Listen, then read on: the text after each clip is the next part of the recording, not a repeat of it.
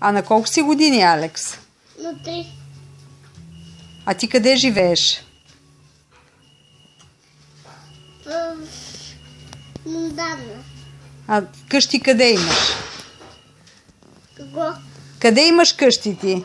В кои къщи други живееш? В кои градове? В София. А на друго място?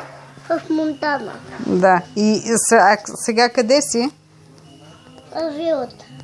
А тя къде се намира вилата? Тук. В селите. Аз утре, като си тръгна, какво ще ти бъде на тебе? А?